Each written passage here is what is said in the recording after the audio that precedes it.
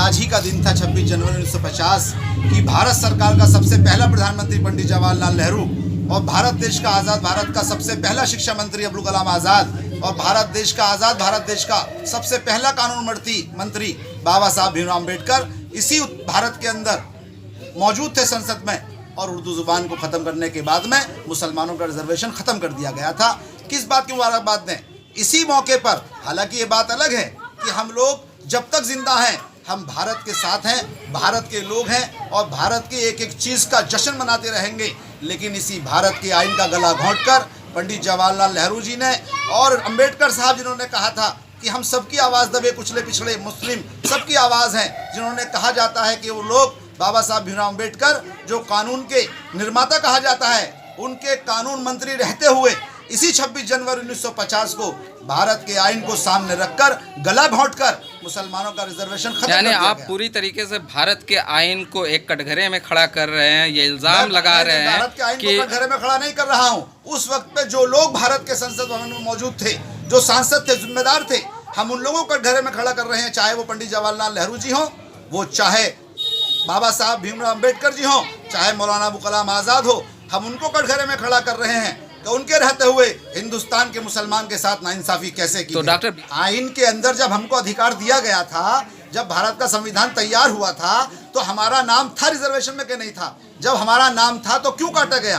क्यों निकाला गया? ये हमारे समाज की बात है कि हम एक सफ में खड़े होते हैं महमूद और अयाज। लेकिन जब समाज के उत्थान की बात आती है तो संविधान सबको बराबर का अधिकार देता है कि नहीं देता है? कुछ शक है, पूरा शक है। अगर मौलाना अबुल कलाम आज़ाद के रहते हुए भारत के मुसलमानों का अधिकार छीना गया तो बिल्कुल मौलाना अबुल कलाम आज़ाद की हम मुखालफत करते हैं, कांग्रेस की मुखालफत करते हैं, पंडित जवाहरलाल नेहरू का विरोध करते हैं, डॉक्टर भीमराव अम्बेडकर का विरोध करते हैं।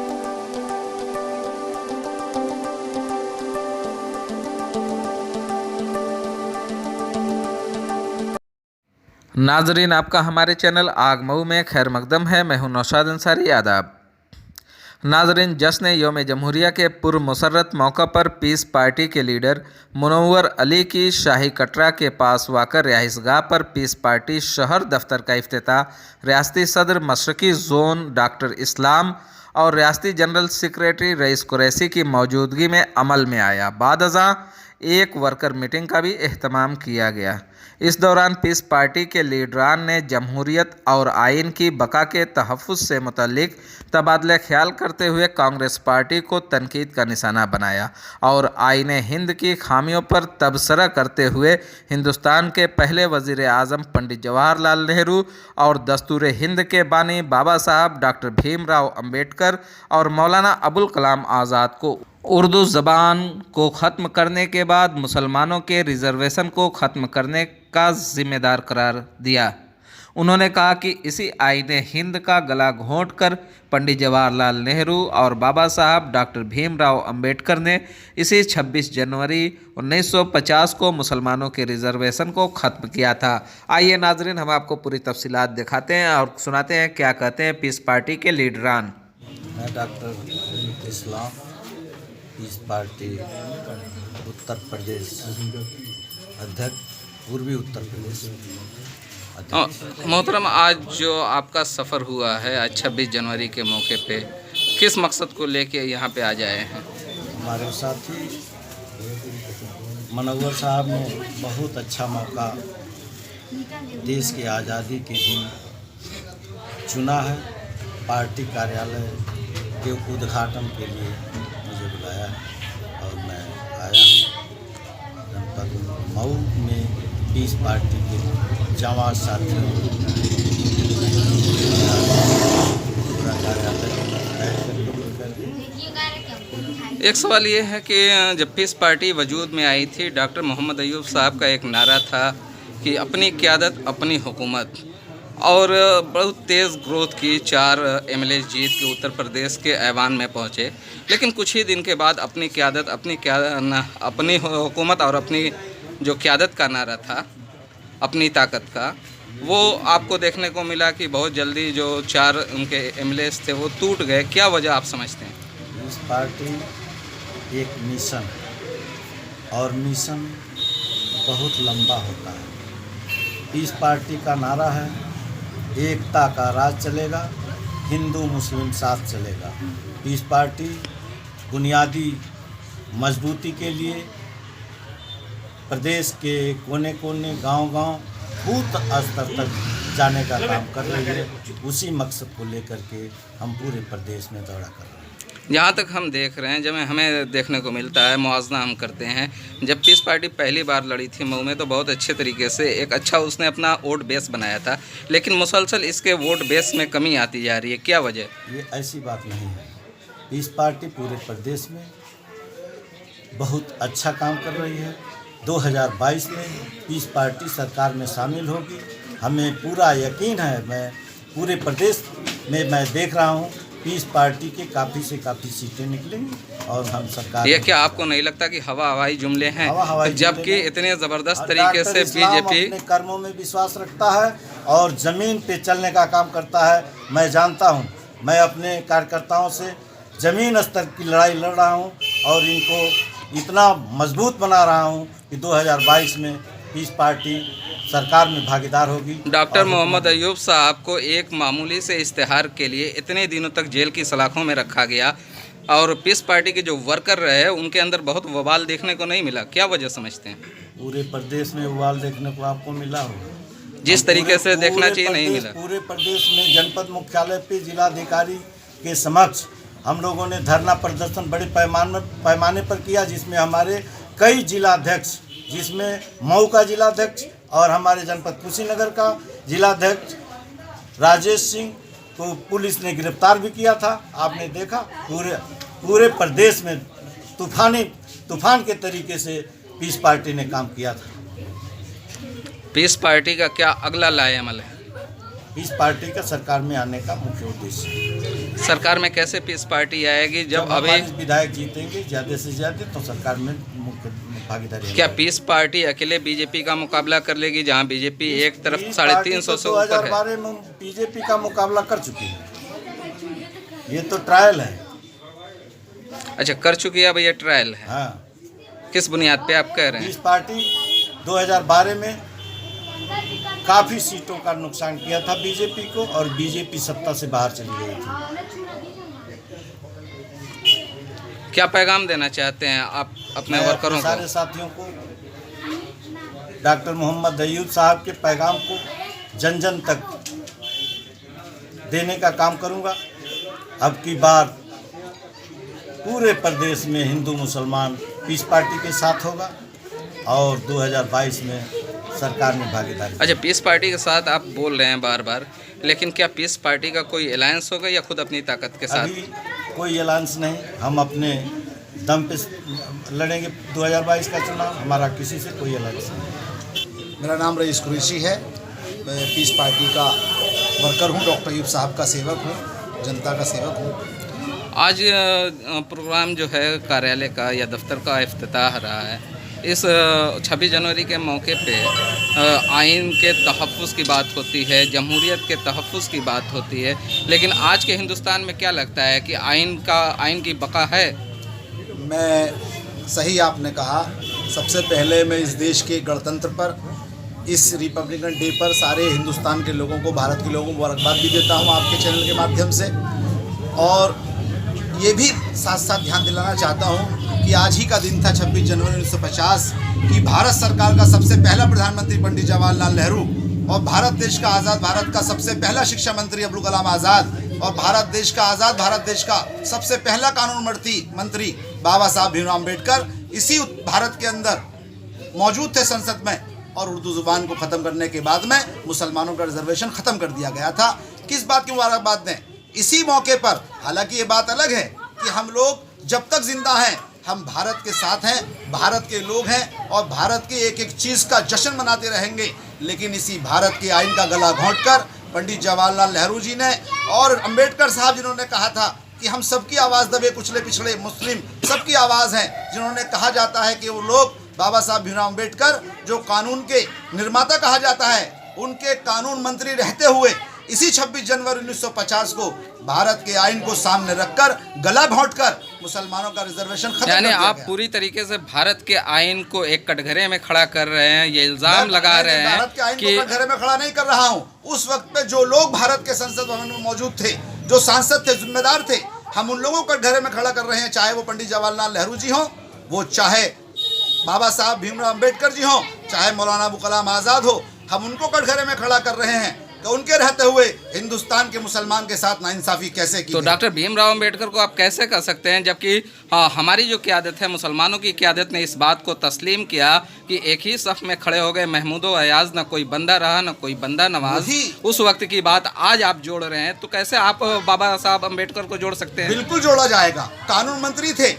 मैं पूछना चाहता हूं बाबा साहब अंबेडकर के अनुयायियों से, जब मुसलमानों ने कहा कि हमारे अंदर न कोई हिंदू है न मुसलमान, हमारे अंदर कोई न जात है न बिरादरी है, नहीं, हम मुसलमानों ने कहा कि हमारे अंदर न जात है न बिरादरी है। जात बिरादरी की कहाँ हो रही है? और जिस आइन को वापस लेने की बात हुई, जिस आइन को, सुनिए मेरी बात, जिस आइन को वापस लेने की बात हुई, जिस आइन पे ब्रेक लगाया गया, उसी आइन को लेके आप टारगेट बना रहे हैं।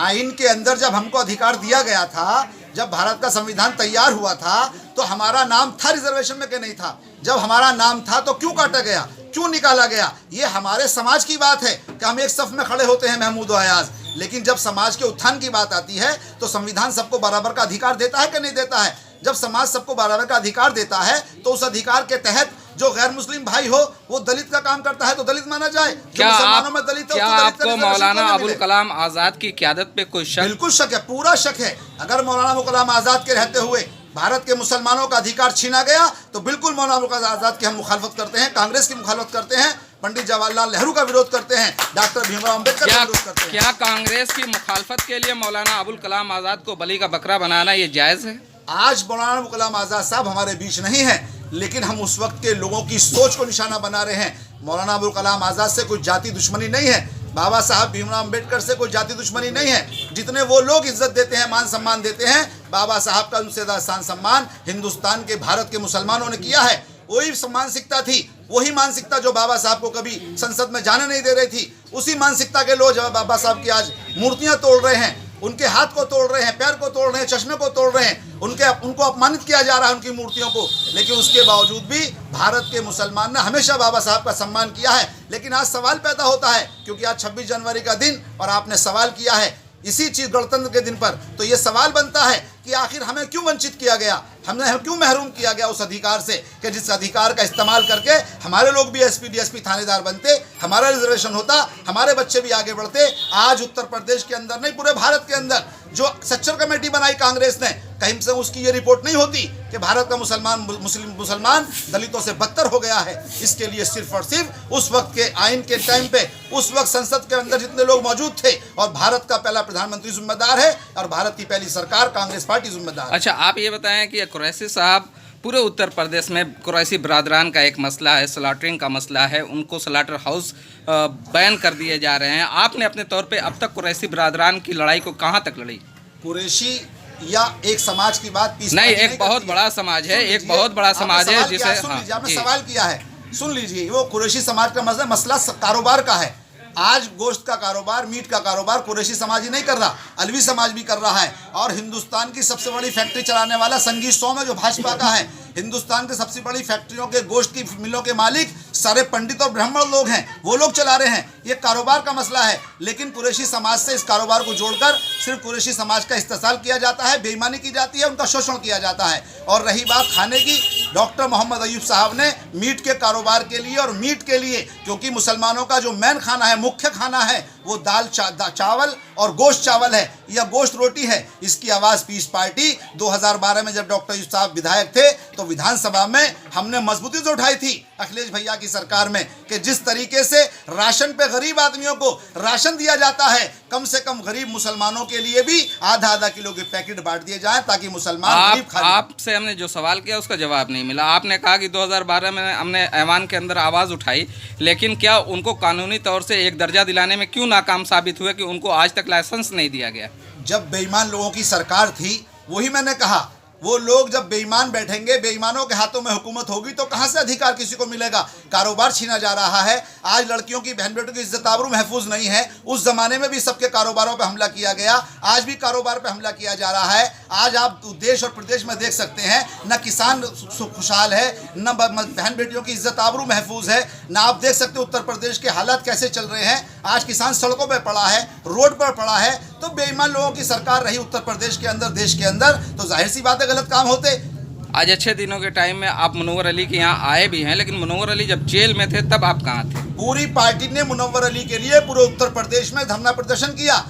हमने मुनव्वर अली को आजम खान की बगल में ले जाकर खड़ा कर दिया और ये पैगाम दिया कि मुलायम सिंह यादव जी और अखिलेश भैया जो आजम खान तक के लिए आवाज़ नहीं उठाई, पीस पार्टी ने आजम भाई की आज़ादी के लिए भी आवाज़ उठाई और उनके बगल में ले जाकर हमने अपने नेता मुनव्वर अली को बगल में बिठाया कि आजम खान आज़ाद होंगे, उससे पहले मुनव्वर आज़ाद होंगे। और अल्लाह का शुक्र आज मुनव्वर आपके बीच में बैठे हैं। क्या पैगाम देना चाहते हैं? पैगाम यही है कि जैसे पीस पार्टी का पहले दिन से नारा था संपूर्ण स्वराज, हम मुकम्मल आज़ादी की बात कर रहे हैं कि जिसमें भेदभाव ना हो, जिसमें ऊंच नीच ना हो, सबको बराबर का अधिकार हो। पीस पार्टी का पहले दिन से यही नारा रहा है, एकता का राज चलेगा, हिंदू मुस्लिम साथ चलेगा। और पीस पार्टी ये कहती है कि अपनी क़यादत और सबकी हिफाजत। शुक्रिया। मनोहर भाई, आज किस तरीके का प्रोग्राम था? आज हमने शहर को एक जो है प्लेटफार्म दिया है पीस पार्टी का और कार्यालय बनाया है, नगर और कैंप कार्यालय है। यहाँ हमारी रिहाइश भी है और आवाम की जन समस्याओं को यहाँ सुना जाएगा और उसके लिए अधिकारी को वहाँ बात रखा जाएगा। इसी तरह का कार्यक्रम हो और यही से रणनीति हम लोग बनाएंगे शहर का। कौन कौन लोग आए हैं आज जो आपके मेहमान हैं? हमारे यहाँ जो है पूर्वांचल अध्यक्ष आए हैं, डॉक्टर मोहम्मद इस्लाम साहब हैं और प्रदेश महासचिव हैं रईस कुरैशी साहब और जिला अध्यक्ष कुशीनगर के हैं। और जो है हमारे यहाँ और देवरिया से भी जो है बड़े वरिष्ठ नेता हमारे आए हैं। अच्छा, आज आपके नाम का कुछ खुलासा हुआ है कि आप असेंबली का चुनाव आप ही लड़ेंगे 2022 का? नहीं, असेंबली का चुनाव नहीं है। 22 में जो है मैं नगर पालिका अध्यक्ष पद का चुनाव लड़ूंगा। अच्छा, अगर पार्टी हमें टिकट देती है, अगर इज्जत देती है, अगर पार्टी हमें जो है आदेश करती है तो मैं इसके लिए तैयार हूँ। विधानसभा भी लड़ने के लिए तैयार? हाँ, विधानसभा भी लड़ने के लिए। हम पार्टी की जो है अगर हमको सभासदी लड़ाएगी, क्या पार्टी हमको विधायक काम लेना चाह रही है, हम जी जान से तैयार हैं। लेकिन एक सवाल है जो मैंने आपके मेहमान से किया था कि जब आप जेल में थे तो ये लोग कहीं दिखाई नहीं दिए, लेकिन जब आप जेल से आए हैं, लोगों को बुलाए हैं तो नज़र आ रहे हैं। क्या कहना है आपका? हम जेल में थे, हमको सूचना मिली थी। हमारे पार्टी के कार्यकर्ता पूरे प्रदेश में, लखनऊ में और जो है सिद्धार्थनगर में समीम भाई हैं और तमाम जो है देवरिया में, लखीमपुर खीरी में हमारी पार्टी पूरी तरीके से हमको लेकर और हमारे साथ में आजम खान की रिहाई और डॉक्टर कबील की रिहाई सब साथ में जो है लेकर जो है चले हैं। अभी तक ऐसा देखने को नहीं मिला डॉक्टर मोहम्मद अयूब वो भी रिहा होके आ गए और आप भी बाहर हैं, लेकिन आपके यहाँ वो आपसे मिलने तक नहीं आए, क्या वजह समझते हैं? डॉक्टर साहब जो ये एनआरसी वाला ये दंगा हुआ था मऊ शहर में, उसी दिन आने के लिए बोले थे, लेकिन हमने जो है सीओ को आने पे मना कर दिया था। लेकिन डॉक्टर साहब हमारे मना करने के बावजूद दूसरे दिन आए और लोगों का हाल चल लिए और उनको हमारे लिए तकलीफ थी। तो वो पूरे पीस पार्टी की जितने भी कारकुनान हैं और कार्यकर्ता हैं पूरे प्रदेश में उन्होंने जो है ऐलान किया और हर जगह जो है हमारे लिए जो मांग किया गया है, सच्चाई यही है। नगर पालिका का इलेक्शन लड़ने की जहाँ तक आप बात कर रहे हैं, तो किससे मुकाबला आप समझते हैं? एक तरफ तैयब पालकी हैं, कहते हैं कि हमने तरक्की कर दी, दूसरी तरफ अरशद जमाल अपना कह रहे हैं कि हाँ, इस बार तो हमारा नंबर है। तो क्या समझते हैं कि इन दोनों के बीच में आप कहीं खो नहीं जाएंगे? अल्लाह रब्बुल आलमीन का करम है और मैं लड़ रहा हूँ चुनाव, 2 बार लड़ा हूँ, हौसला हमारा कम नहीं हुआ है और आने वाले दिनों में हमारी सीधे सीधे भाजपा से यहाँ से लड़ाई रहेगी और पीस पार्टी मजबूती से चेयरमैनी हो, विधानसभा हो और लोकसभा आने वाले समय में 24 में भी चुनाव हम लोग दमदारी से लड़ेंगे। कहीं आप मतलब जिस तरीके से लोग आपको ले रहे हैं, कह रहे हैं कि मतलब उसका कोई मतलब नहीं है, तो क्या अरशद जमाल या तैयब पालकी जिस तरीके का प्रोपेगेंडा करते हैं उसका आप शिकार नहीं होंगे? मैं उनको साफ लफ्जों में बताना चाह रहा हूँ कि कतरे कतरे से दरिया बनता है, एक कतरे की भी अहमियत है। अगर एक बूंद बूंद पानी से अगर पूरा जो है दरिया बन जाता है, समंदर बन जाता है, तो इंशाल्लाह वो दिन दूर नहीं कि 22 में हम इंशाल्लाह चेयरमैन की कुर्सी पे बैठेंगे और यहाँ की जनता में बैठाएगी। आप बहुत बार बहुत से मसले को लेके, सफाई के मसले को लेके, करप्शन के मसले को लेके लड़ते रहे, लेकिन कुछ दिनों से आपको देखा जा रहा है काफ़ी खामोश है, क्या वजह है? वजह यह है कि नगर पालिका में जो भी हमारे समस्या जाती है तो वहाँ कह दिया जाता है कि अगर मुनव्वर अली के पास तुम जाओगे तो ये काम आपका कर लिया जाएगा। तो हमारे लोग या कोई भी जाता है सिर्फ नगर पालिका में कह देता है कि अगर आप नहीं ये काम करेंगे तो मैं मुनव्वर अली को बुलाऊंगा। तो अल्लाह का करम है कि आज वो काम सब कर रहे हैं। अगर वो करेंगे, अगर हमारे यहाँ शिकायत आएगी तो कल भी हम आंदोलनकारी थे जन समस्या को लेकर, आज भी आंदोलनकारी है और भविष्य में रहेंगे। ये कितनों बार जेल भेजे इससे मतलब परवाह नहीं पड़ता है। ये साजिश करके कई बार जेल भिजवा चुके हैं। कौन जेल भिजवाए आपको? ये हमारे जो विरोधी नेता है, मऊ में जो नेता है, ये लोग हमको कई बार जेल भिजवा चुके हैं, फर्जी मुकदमे भिजवा चुके हैं। किस तरफ इशारा करना चाहते हैं? नाम ले सकते हैं क्या उनका? नाम हम ले लेंगे और समय आएगा तो हम लोग बताएंगे कि हमारे साथ कितनी साजिश हुई और जेल के अंदर भी साजिश रचा गया है। ठीक, समय आएगा बताया जाएगा सब। मैं ज़हीर सिराज, सभासद नगर पालिका परिषद मऊ, नगर अध्यक्ष समाजवादी पार्टी। 26 जनवरी यौम जमहूरिया पर अपने वार्ड की जनता और समाजवादी पार्टी नगर इकाई की तरफ से आप सबको दिल की गहराइयों से मुबारकबाद देता हूँ और उम्मीद करता हूँ कि आने वाला दिन खुशियों भरा हो।